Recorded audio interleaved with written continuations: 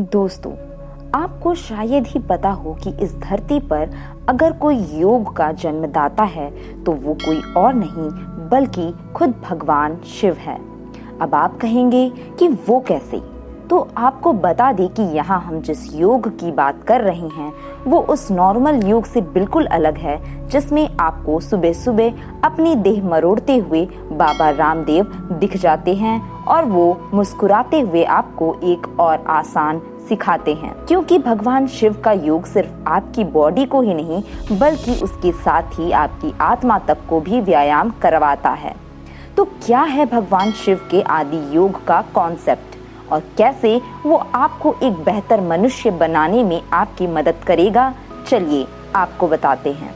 जो योग आप अपने आसपास टीवी या योग क्लासेस में देखते हैं, ये सभी क्रियाएं सिर्फ शरीर को शुद्ध व स्वस्थ रखने के लिए होती है। इन क्रियाओं को योग की भाषा में षष्ठ कर्म कहते हैं, जिनमें मुख्य रूप से योग की 6 क्रियाएं शामिल हैं, जिन्हें नेति, धौती, नौली, कपालभाति, त्राटक और बस्ती नाम से जाना जाता है। षष्ठ कर्म की ये 6 योग क्रियाएं तथा सूर्य नमस्कार से लेकर तमाम तरह के योग आसन पूरी तरह से योग नहीं हैं, बल्कि मनुष्य की केवल बॉडी को सुरक्षित रखने के तरीके हैं। जबकि आदि योगी महादेव शिव ने जिस योग का आविष्कार किया है वो मनुष्य को उसके जीवन में मौजूद शारीरिक, मानसिक और अन्य कष्टों से मुक्ति दिलाकर उसकी सारी सीमाएं मिटाता है और उसके जीवन को और भी मीनिंगफुल और विस्तृत बना देता है। शिव योग को तंत्र या वाम योग भी कहते हैं।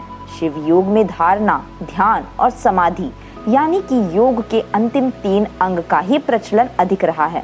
मतलब इसे आप ऐसे समझ सकते हैं कि शिव के योग में ध्यान लगाना और समाधि में लीन रहना एक बेहतर योग की अवधारणा है।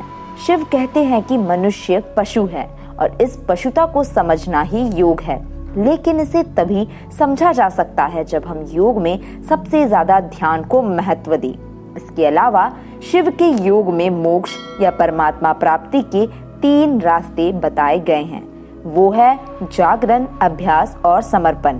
यानी कि अगर आप इस दुनिया में हैं तो आपको हर चीज के लिए जागृत यानी सचेत रहना पड़ेगा। इसके अलावा आपको खुद को यानी परमात्मा को पाने के लिए उसकी प्रैक्टिस भी करनी होगी और आपको अपने काम के प्रति समर्पण दिखाना होगा। असलियत में आजकल जो लोग सुबह शाम योग के आसन व प्राणायाम आदि में बिजी रहते हैं, वे सब बहुत हद तक सिर्फ इसलिए इन क्रियाओं को करते हैं ताकि शरीर बीमारियों से बचे रहे। योग उनके लिए महज फिजिकल वर्कआउट है। अपने अस्तित्व की गहराई में मौजूद असीम, अनंत और परम सत्य की खोज से उन्हें कोई लेना देना नहीं है। इस एक्सरसाइज से फ्री होने के बाद सभी अपने अपने स्वार्थों को पूरा करने के लिए जुट जाते हैं। असल में योग का मतलब व्यक्ति को इन योग के तरीकों का इस्तेमाल करते हुए इंसान को इस तरह तैयार करना है कि अपने स्वार्थों से ऊपर उठकर जीवन को सहज और सरल बना सके, मनुष्य की सीमाओं से पार जाकर एक अलौकिक आनंद प्राप्त कर सके। दोस्तों, आदि योगी शिव जिस योग साधना की बात करते हैं, उस योग साधना से मनुष्य के आसपास जितने भी सीमित दायरे या बाउंडेशंस होती है वे टूटने लगते हैं। वो साधारण मनुष्य नहीं रह जाता, उसके पास मन की वो आंखें आ जाती है जिनसे वह ऐसी अलौकिक दुनिया में प्रवेश कर जाता है जो हमारी आम दुनिया से बिल्कुल अलग होती है। ये ठीक वैसा ही है जैसे भगवान शिव अपनी तीसरी आंख से देखते हैं। यह योग की प्रक्रिया सिर्फ टीवी में दिखाए जाने वाले आसनों का अभ्यास करना नहीं है, बल्कि इंसान के मन की इच्छा, अनिच्छा, डर, प्रेम, मोह से ऊपर उठने की प्रक्रिया है।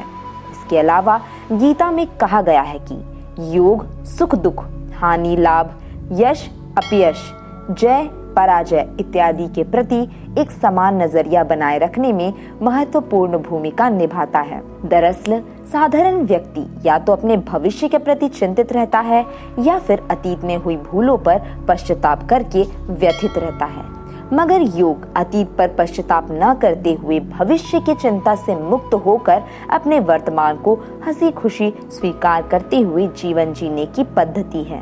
तो दोस्तों, हमें उम्मीद है कि आप पूरी तरह से समझ गए होंगे कि आदि योगी शिव ने किस योग को प्रतिपादित किया था और योग के सही मायने क्या है और उसका वास्तविक अर्थ क्या है।